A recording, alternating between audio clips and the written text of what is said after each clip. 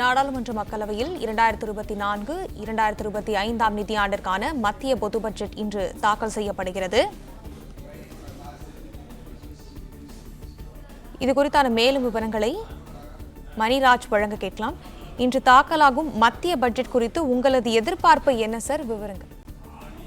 Sir வணக்கம், நான் கோயம்புத்தூரிலிருந்து Maniraj. Kovai pump set மற்றும் உற்பத்தியாளர்கள் சங்கம். பொதுவாக எங்களை பொறுத்தவரை கோயம்புத்தூர் பொறுத்தவரைக்கும் இங்கே தான் மோட்டார் பம்ப்ஸ் உற்பத்தி தமிழ்நாட்டில் இங்கே மட்டும் நடக்குங்க. இங்கே இருந்தால் இந்தியாவில் பல்வேறு மாநிலங்களுக்கு மோட்டார் பம்ப் செட்டுகள், விவசாயத்துக்கு தேவையான மோட்டாருக்கு பம்ப் செட்டுங்க, அதே போல் தொழிற்சாலைக்கு தேவையான மோட்டார்கள்லாம் வந்து இங்கிருந்து உற்பத்தி செய்து இந்தியாவின் பல்வேறு மாநிலங்களுக்கு, வட இந்தியா, தென்னிந்தியா எல்லா பக்கம் அனுப்புகிறாங்க.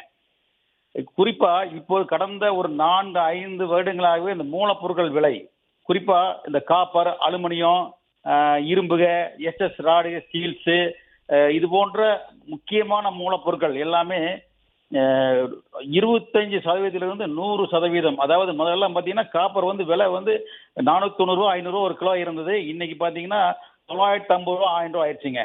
அதே போல் ஸ்டீல் பைப்பு ராடுகள்லாம் 70 ரூபா 80 ரூபா இருந்தது, இன்னைக்கு 110 ரூபாய்க்கு மேலே விலை வந்துருச்சு.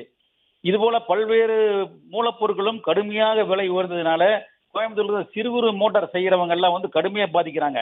ஏன்னா நாங்கள் வந்து கார்பரேட் கம்பெனியோட அந்த அளவுக்கு விலை கொடுத்து விற்க முடியலைங்க. கார்பரேட் கம்பெனிகளை போட்டி போட முடியாத காரணத்தினால மட்டுமே கோயம்புத்தூர்ல வந்து ஏறக்குறைய 45-50% சிறு குறு தொழில்கள் வந்து நலிவடைஞ்சு இன்னைக்கு பல்வேறு தொழில்கள் மூடக்கூடிய சூழ்நிலை இருக்குது. எங்களை பொறுத்தவரைக்கும் மூலப்பொருட்கள் இந்த பட்ஜெட்ல விலை ஏற்றதை குறைக்கிறதுக்கு தேவையான நடவடிக்கைகள் இருக்கும்னு நாங்கள் எதிர்பார்க்கிறோம். ரெண்டாவது வந்து ஜிஎஸ்டி வரி என்னைக்கு அமல்படுத்தினாங்களோ அன்னைக்கிலிருந்து இந்த சிறு குறு தொழில் முனைவர்கள், குறிப்பாக ஜாப் ஒர்க் செய்கிறவங்க, கூலிக்கு வேலை செய்கிறவங்க, குடிசை தொழில் செய்கிறவங்கள கடுமையாக பாதிச்சிட்டா. ஒரு தினசரி பார்த்தீங்கன்னா ஜிஎஸ்டி கட்டாத ஒரு லேட் ஆச்சுனாவே ஜிஎஸ்டி ஆஃபீஸ்லேருந்து கூப்பிட்டு சொல்கிறாங்க, பாருங்க இன்னைக்கு கடைசி நாள், நாளைக்கு கட்டிங்கன்னா தினசரி 100 ரூபா அபராதம். அதாவது வரிக்கே ஒரு அபராதம் போடுற ஒரு நிலை தான் இன்னைக்கு இருக்குது. அப்போ எங்களை பொறுத்த வரைக்கும் இது கடுமையான அபராதங்களை குறைக்கணும். அதே போல் மோட்டார் பம்ப் செட்டுக்கு பொறுத்த வரைக்கும் முதல்ல வந்து 5% மட்டும்தான் இருந்துங்க. கொள்முதலுக்கு 5%, உற்பத்திக்கு 5%, விற்பனைக்கு எல்லாத்துக்கும் 5%. ஆனால் இன்னைக்கு 18% பண்ணிட்டாங்க. ஏழை விவசாயிகள் வீடு கட்டுறாங்க, மோட்டார் வாங்குறாங்க அப்படின்னா 1 லட்சம் ரூபாய்க்கு 18,000 ரூபாய் வரியே கட்டணும்னா யாருனாலும் முடியுங்க. ஆகவே எங்களை பொறுத்த வரைக்கும் அது சம்பந்தமான ஒரு எதிர்பார்ப்பு, ஜிஎஸ்டி வரி குறைக்கணும், அது சம்பந்தமான ஒரு எதிர்பார்ப்பு எங்ககிட்ட ரொம்ப இருக்குதுங்க. அதை வந்து இந்த பட்ஜெட்ல நாங்கள் எதிர்பார்க்குறோம்.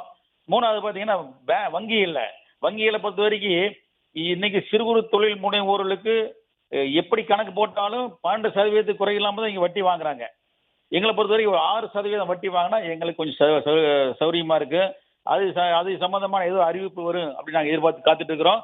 அதே போல இந்த ஜிஎஸ்எல் கொரோனா சமயத்தில் வாங்கின கடன்ல 20% வந்து எங்களுக்கு லோன் கொடுத்தாங்க. அவசர கால லோன்ட்டுங்க, கொரோனா அவசர கால லோன் கொடுத்தாங்க. அது வந்து சில மாசம் லேட் ஆனாவே ரொம்ப கடுமையான டார்ச்சர். அது சம்பந்தமா ஏதோ ஒரு தளர்வு கொடுப்பாங்கன்னு நாங்கள் எதிர்பார்த்து காத்துட்டு இருக்கிறோம். உங்களுடைய கருத்துக்களுக்கு நன்றி சார்.